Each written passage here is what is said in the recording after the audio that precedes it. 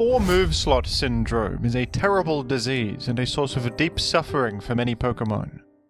A Pokemon can only learn 4 moves, and while some are perfectly functional with just 4 moves and can do everything they need, others aren't so lucky, like Blaziken for example.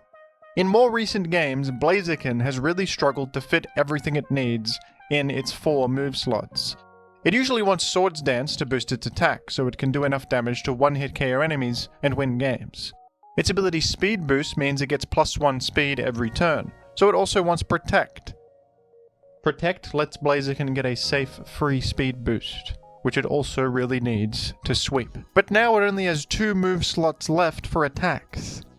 Flare Blitz and Close Combat are the most common 2 options since they have same type attack bonus, but this leaves Blaziken unable to threaten important Pokemon, especially bulky water types like Toxapex, Tapu Fini, and Primarina.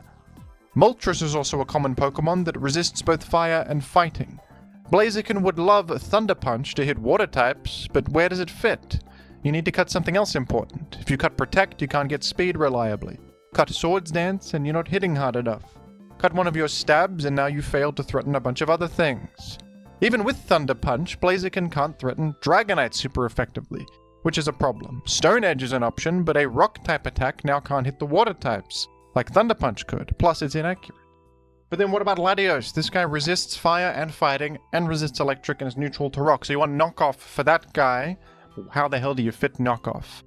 Blaziken is in absolute shambles here. The poor guy, he can't do everything he needs to. And he's suffering terribly from 4 move slot syndrome. This is when a Pokemon ironically has a huge amount of options, but it seems that whatever 4 it commits to, it's always missing something really important. And I think there's a distinction to be made between 4 move slot syndrome and general set variety. Sometimes a Pokemon does have a lot of options, but they're also not really struggling to fit them all on one moveset, like Dragapult for example. Dragapult can be used in all sorts of different ways, but I wouldn't say it suffers from 4 move slot syndrome. Whatever set it chooses to commit to will probably function pretty well. I think this is because Dragapult has great options like Will-O-Wisp and U-Turn, which at least do something versus most of the game. Shadow Ball is also a good stab option. Dragapult does not often find itself in situations where it can't do anything. Blaziken, on the other hand, has all these amazing options, but can't really use all of them very effectively. Swords Dance and Protect are too important for its role as a late-game sweeper, and 2 move slots remaining are not enough to fit all the coverage it needs. Blaziken's kind of an interesting case, because back in Gen 5 this was not a problem. Blaziken could just use its 2 attacks, Flare Blitz and High Jump Kick, and get by just fine. In fact, back then it was overwhelmingly powerful for the time. But as the generations have gone on, more adversarial defensive Pokemon for Blaziken have been introduced, and it has been more difficult for it to get by with just its stab combination.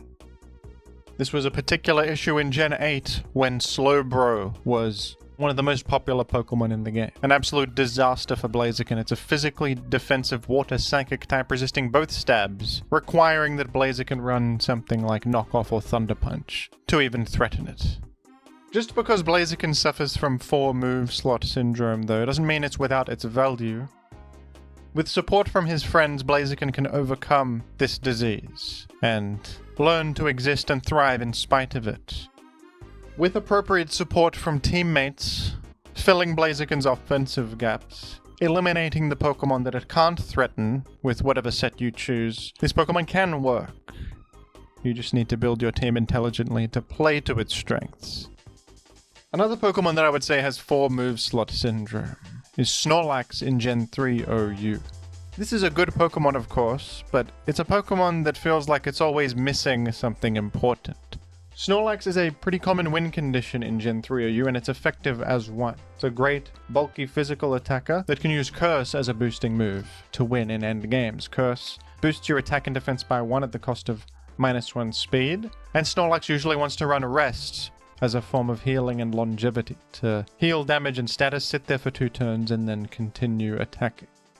But much like Blaziken just mentioned, this only leaves Snorlax with 2 slots for attacks, doesn't it? Snorlax often wants Return for a stab normal type attack, just the biggest neutral damage it can deal. But then what does it run? Earthquake is a good option, a ground type attack, fantastic coverage. Normal is resisted by rock and steel, while Earthquake threatens rock and steel super effectively. But if you run this moveset, there is a huge problem, and that is the fact that you cannot touch Gengar at all. Gengar is a ghost poison type with levitate. It is immune to normal and immune to ground. So this set can be good, but if you face Gengar, it's horrible. So for that reason, you often want Shadow Ball instead of Earthquake actually, which is a physical attack in Gen 3, and a ghost type attack. This can hit Gengar. But if you're running Shadow Ball, you are sacrificing Earthquake, and therefore are completely terrible against even more common Pokemon, like Tyranitar. You can barely hit Tyranitar. This guy resists Ghost and Normal. You can't hit Metagross very well. Shadow Ball is only neutral against it. It's not stab boosted. Metagross can shove that off with its high defense and easily defeat you. Jirachi can do much the same. Registeel can do much the same. You could instead use Brick Break to hit Tyranitar better, and Fighting and Ghost are a good offensive combination, but then you have no stab and you're not doing enough neutral damage to things. Something like a Zapdos can kind of wall you now. All you have for that is Shadow Ball, which is pretty weak. Another thing you kind of want is Sleep Talk. Sleep Talk allows you to act while you're sleeping with rest, because rest puts you to bed for 2 turns. This is a huge disadvantage. If you rest up, a Pokemon can simply switch in and roar you out, eliminating all of your curse boosts. They could also focus punch you while you're asleep, or just generally power through with a critical hit, or strong enough special damage or something while you're asleep. Relying on rest is inherently exploitable. It is a weak point. Snorlax doesn't have anything better for healing, so Sleep Talk is great. Allows you to act while you're sleeping and be a bit proactive. You can hit something with Return while you're sleeping, or boost up further while sleeping. But then, in that case, your only attack is Return. To rely on a mere normal type attack has significant shortcomings. You can't touch Gengar. You can scarcely touch Tyranitar, Metagross, any rock or steel type. Now, Snorlax can run sets other than just Curse Boost Sweeper sets. If you just run 4 attacks on Snorlax, there's a lot more you can threaten. Sort of solves the problem in a way. If you don't bother being a Boost Sweeper, you can fit all the stuff you need. Body Slam is good normal stab that also spreads paralysis. Shadow Ball hits the Gengar, Earthquake hits the Steel types. And since you're running a more aggressive set, Self-Destruct is a good choice. If you're going to perish anyway, it's a great way to go out with a bang and trade with something or eliminate something important. But of course, this set is still sacrificing something. You're completely sacrificing any longevity whatsoever. This Snorlax is accepting a short lifespan when it runs this set, rather than clinging to a fruitless but long life, utilizing an ancient curse to enhance its vital essence. This Snorlax embraces the void and an early grave. It's a cosmic trade-off. Snorlax is trading his very vitality to run this set, and he will never rest again. I would actually say Jirachi also suffers from 4 Moveslot syndrome in Gen 3, which might sound like a weird statement. Jirachi is known to be a top-tier Pokemon in this format, and one of its advantages is its significant set variety. Jirachi can be frustrating to play against because you never know what it could have. But I would actually say that the one weak point of Jirachi that is exploitable is the fact that it can't run everything it needs, and it will have some gap that you could take advantage of once you realize what it is lacking. Jirachi is commonly used as a Calm Mind sweeper. Calm Mind is a great boosting move that raises your special attack and special defense by 1. It often wants Psychic as a stab move, and you can just run sets with Calm Mind and 3 attacks, like Thunderbolt, Ice Punch, for example. They call this set Super Jirachi. But an issue with this set is the fact that it completely loses to Blissey and it completely loses to Status. If this gets Thunder Waved, it is significantly punished and can be easily stopped. For that reason, Jirachi will commonly actually run Calm Mind substitute sets. With Substitute, it actually has enough HP to live a Seismic Toss from Blissey from behind a Substitute, and this also shields it from Status. This sort of set can even 1v1 Blissey. But then we have the issue of 2 move slots dedicated to boosting and setup, leaving only 2 attacks left. Thunderbolt and Ice Punch are a common combination just because they are very complementary. It's often good enough offensive coverage, but These sets tend to invest more in the bulk. You need the HP for the substitute interaction, so after a Carmine boost, you don't have enough firepower to get through something like a Tyranitar or a Metagross, these bulky attackers that can easily take a non-stab boosted move and strike back with a super effective Earthquake. Jirachi, with this Thunderbolt Ice Punch set, also suffers versus Swampert. Swampert is immune to Thunderbolt and neutral to Ice. It can easily tank an Ice Punch and strike back with a massive super effective Earthquake. For that reason, you might want the Fire Punch HP Grass combination. Another good combination, Fire Punch hits Metagross super effectively, HP Grass hits Swampert and Tyranitar. This does work versus a lot of stuff, but now you can't hit Salamence for any damage. It completely resists fire and grass. You can't hit Moltres for any damage. You can't hit Zapdos very well. They shrug off a weak non-stab Fire Punch. It's only a 75 power move. You can't touch Flygon either, and Flygon has Stab Earthquake to directly threaten you. So this set has its shortcomings. Some sets choose to run Psychic somewhere, because the stab damage is appreciated. This solves the problem of not dealing enough neutral damage to certain things, but it opens up more issues of no longer threatening what you need to threaten. So Sub-Carmine Jirachi tends to have serious 4 move slot syndrome, and that is the weak point of the set. Otherwise, kind of an amazing set that can absolutely tear teams apart in the right circumstance.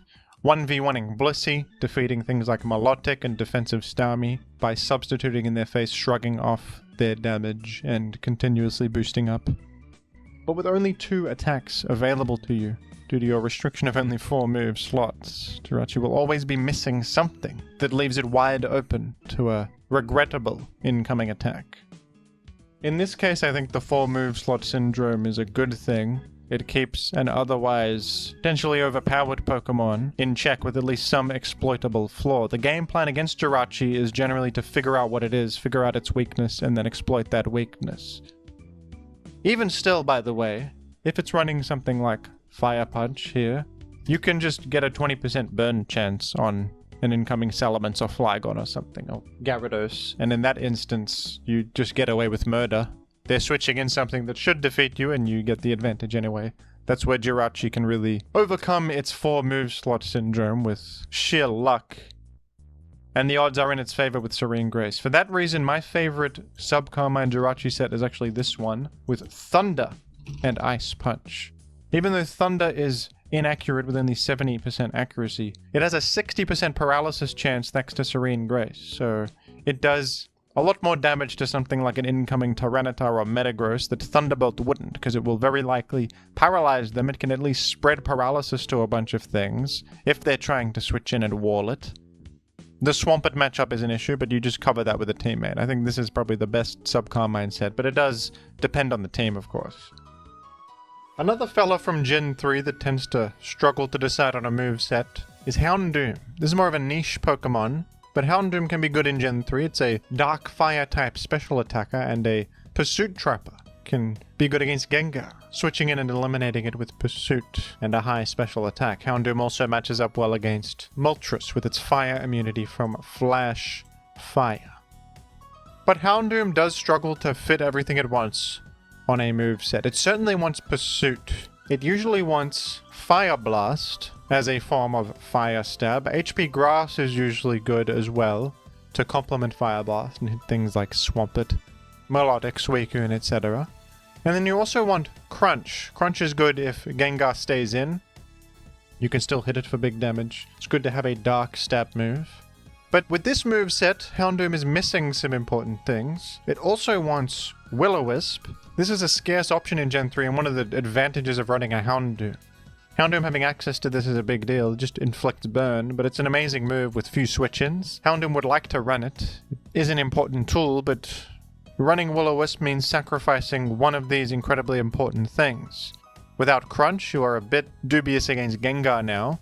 Without HP Grass, you'd stink against the various water types, especially if they have a way to cure status, which many of them do. Cutting Fire Blast is also a bit of a disaster. Now you are threatening to far less things. On top of this, Houndoom also wants another cool option, Beat Up. Beat Up is an interesting attack in Gen 3 that is a typeless physical attack that deals damage based on a Pokemon's base stats. So Beat Up will deal significant damage to Blissey, and is a way to power through Blissey and do over half of its HP in damage. Since Blissey has such a low base defense. Without Beat Up, Houndoom gets completely walled by Blissey, and this can actually be an incredible way to bait Blissey in and eliminate it unexpectedly.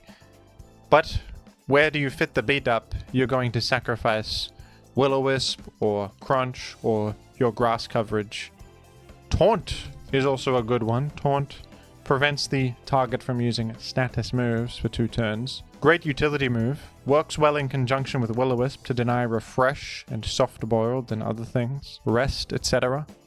But yet another thing that's difficult to fit with all your offensive options that you want to be a complete threat. Pursuit, which is pretty much mandatory. It's the reason to run the guy. And Will-O-Wisp already taking up a slot. Beat Up also competing for real estate. This is a dog with so much to do, but not enough time. Houndoom has so much to offer, but there is only one of him. He can't do it all. A mere dog cannot hold the world on its shoulders.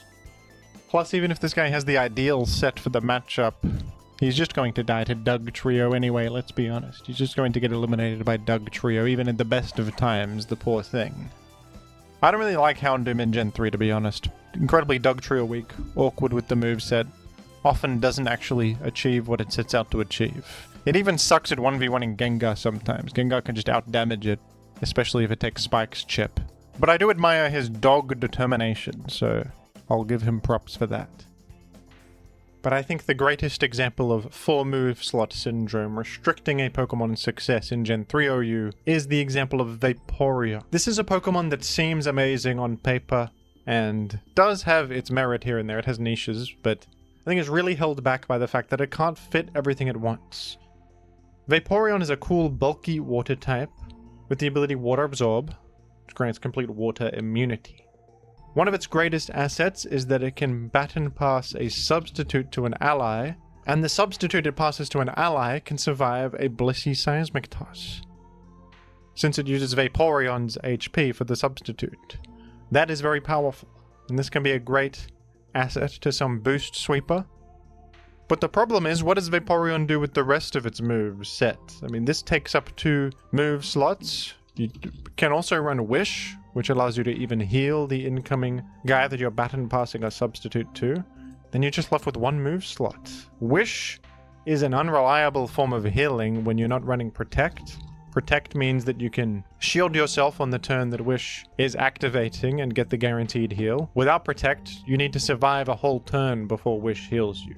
So it's a little bit unreliable in that sense, but you can't run this set. This set does nothing offensively. Wish, Protect, Substitute, Baton Pass. You probably want, like, Surf. But this set is also awkward. You can't heal reliably. You can't operate as a wall very well. You can get the nice sub-Baton Pass, but it's more of an offense enabler, that sub-Baton Pass combo. And this set feels a bit passive for an offensive team, don't you think? It's just an awkward set. Vaporeon can forgo this entirely and just go with a bulky support set with something like Protect and Toxic, but this set also suffers from the fact that you need both Wish and Protect to heal. Vaporeon doesn't have Recover like Milotic does. Milotic is a big competitor, so Milotic has the move slot free to do something else important, like run Refresh or Ice Beam or something. Vaporeon has Ice Beam, which is pretty incredible coverage, allows it to check Salamence, threaten Flygon, threaten incoming Celebi. Would really love to have this, but you have to sacrifice something very significant. Actually run it. You sacrifice Protect, you can't heal reliably, you're far worse defensively. You sacrifice Surf, you don't have Water stat. Now you're way less threatening. You sacrifice Toxic, you don't have a way to apply pressure and apply status to things. This is also really important. So much of the time this set just feels like a worse Milotic that is maybe a bit better at walling Suicune, but the funny thing is that Suicune can sometimes still 1v1 you with Pressure Stall. Vaporeon would like to have Roar in this instance. Roar would force Suicune out of the field, remove all of its Calm Mind boosts, and at least prevent it from sweeping for sure. But what good is a Roar if there's no one around to hear it? How do you fit this on the set? You have to sacrifice one of your imperative options. I think this is one of the biggest examples of full move slot syndrome, because at least with, you know, the Jirachi or the Blaziken or the Snorlax examples, these are offensive threats that can be supplemented elsewhere, but I think Vaporeon struggles to do its job as a defensive water type due to its 4 move slot syndrome. When the things that you can't fit are important to check a specific Pokemon, or prevent them from boosting up, or assist an ally, this is where a real problem arises. Vaporeon, you're not good enough. You do not have what it takes. You cannot operate within the restrictions of the world. There are restrictions in place in the world. The universe has dictated that you can only do 4 things. You are only able to do 4 techniques. If you cannot operate within this framework, then you are useless to me, Vaporeon, and you must leave. Now, this might sound crazy, folks, but I think another example of 4 move slot syndrome is actually Zamazenta.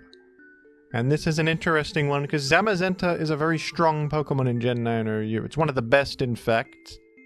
Some think it's too powerful.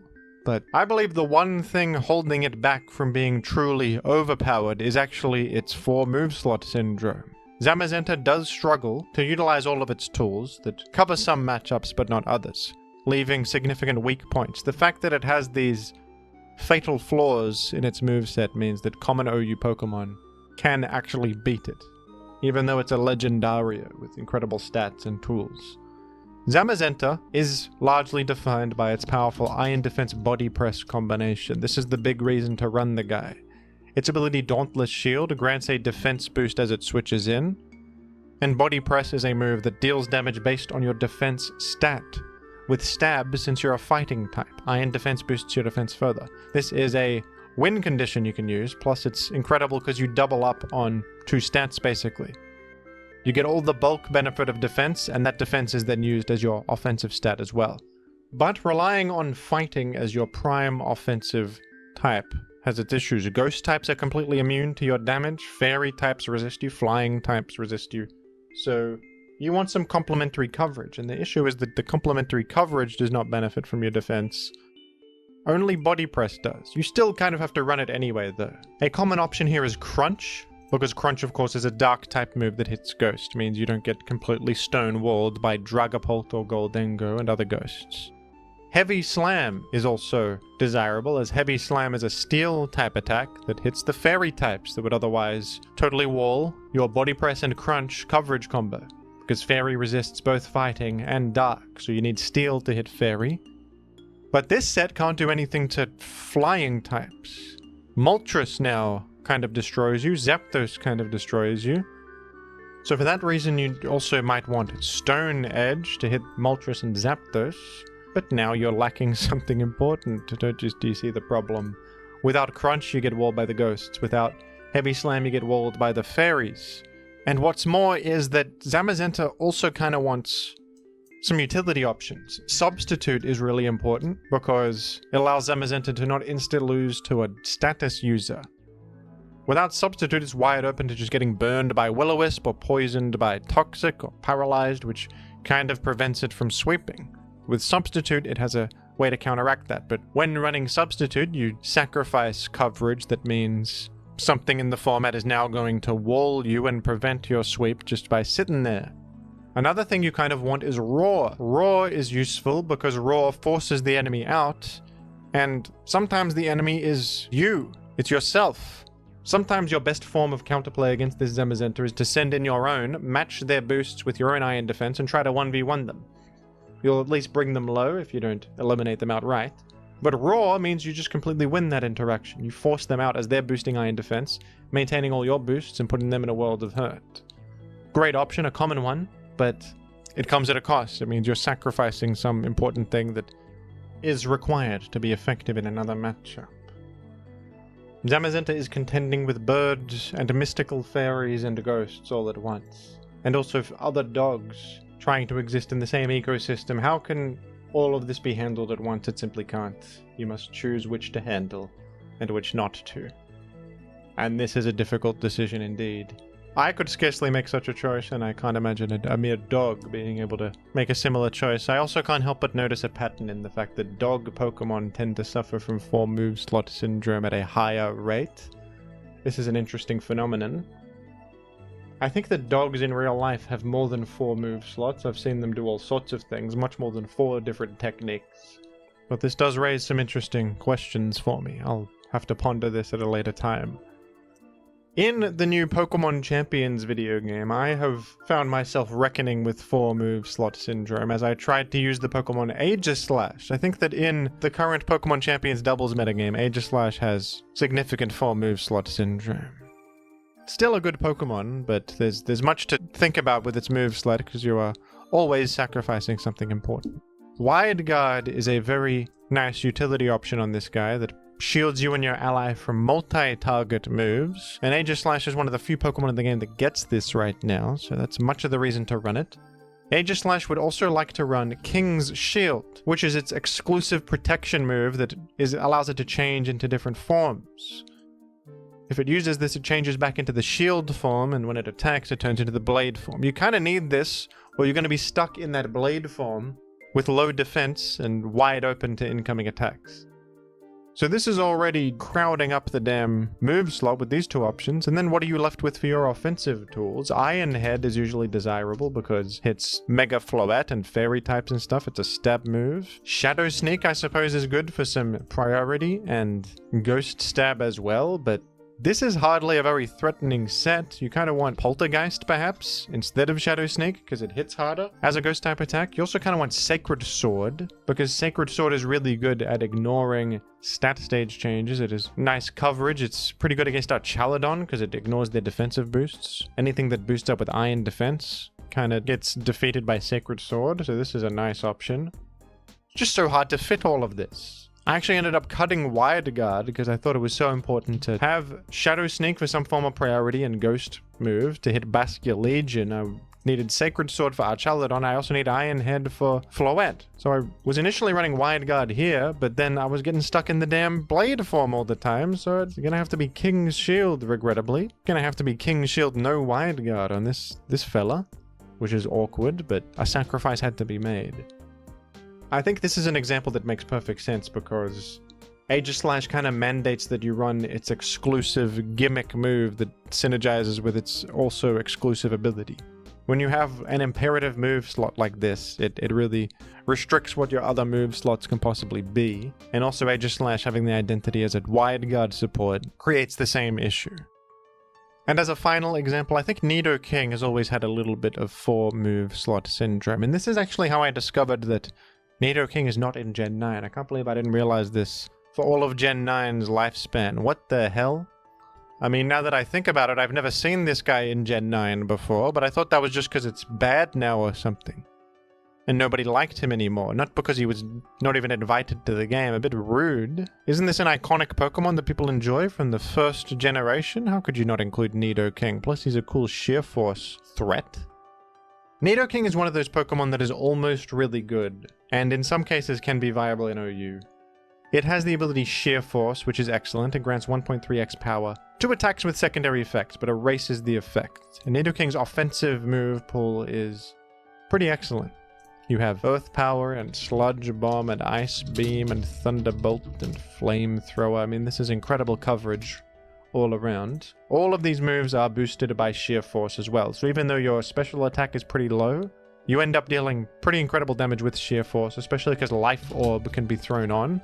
And if Nidoking has a Life Orb equipped, it actually doesn't suffer from the recoil damage if it's using a Sheer Force boosted move. That's a hidden interaction, some sort of programming quirk that means that recoil doesn't activate if there's no secondary effect. So you get all the upside, no downside when using Life Orb. A pretty incredible combo of Life Orb and Sheer Force. Nidoking really needs both of its stab moves usually, just for maximum damage output. These have nice coverage, they hit a lot of types super effectively, and also just deal the most straight up neutral damage possible thanks to same type attack bonus. So Earth Power and Sludge Bomb are usually mandatory. In Gen 8 OU, you would often want Thunderbolt, hits important targets like Corviknight, the Slow Twins, various flying types, just a great coverage option, and Ice Beam also feels pretty necessary as a way to hit all of the common ground types in the game. Without this on the moveset, you would be kind of destroyed by Landorus Therian, Garchomp, Gliscor. So this is also very important. But this moveset cannot threaten Ferrothorn very well, who is one of the most common Pokemon in Gen 8 OU. For that reason, you would like to have Flamethrower or Fire Blast as a form of coverage to one-hit KO Ferrothorn. And this is where the 4 Moveslot syndrome starts to come in, because to run Flamethrower or Fire Blast, you must sacrifice your ability to threaten other things that exist. Fire coverage is also helpful against Buzz Wall. Without it, you can't hit it for super effective damage. It also has just occurred to me that Sludge Wave is more optimal because it has slightly higher power. My mistake, gamers. Anyway, another option Nidoking likes to have is Substitute. It's a good middle ground selection that it gives you a shield from an incoming hit, also prevents status from afflicting you, and allows you to then select the ideal move, reducing the need for prediction on an incoming Pokemon. But of course, running this means you are sacrificing an important coverage option and sacrificing a bit of offensive potency, aren't you? If you bring your favorite piece of plush merchandise into the battlefield, Nidoking, it comes at the cost of one of your offensive techniques, like shooting fire out of your mouth. You can't do that and also bring a piece of plush merch to the field. What are you thinking? These two things can't coexist, Nidoking, you idiot. This is why you don't succeed, Nidoking, is because you don't think these things through before you act. You also sometimes want Stealth Rock. Good utility. A desirable move that achieves great value in a game. It's an entry hazard that deals considerable damage over time, but this one's a bit too difficult to fit, I think, in Gen 8 OU. If it had an extra move slot, it might chuck in the Stealth Rock, but probably better to just run Stealth Rock elsewhere at this point. Nidoking would much prefer leaning into its offensive role in this particular environment. Despite this shortcoming, Nidoking is still a strong Pokemon in Gen 8 OU. It can get a lot out of just its stabs, and since it's applying offensive pressure when it has momentum, the enemy does have to play a bit of a guessing game as to what it does have, and Nidoking can use that to its advantage to maybe bluff having something like Fire Blast when it really doesn't, or get a substitute up to create a shield and get another attack through. Eventually they will figure out which option you are lacking and punish you, but Nidoking's pretty good at actually overcoming 4 Moveslot syndrome, I think, due to the threat it represents initially. It's more of a fast-paced offensive Pokemon, so it can make this work, even though its moveset will be lacking something important. They do say that the flame that burns twice as bright burns half as long. 4 Moveslot syndrome is an interesting concept in competitive Pokemon.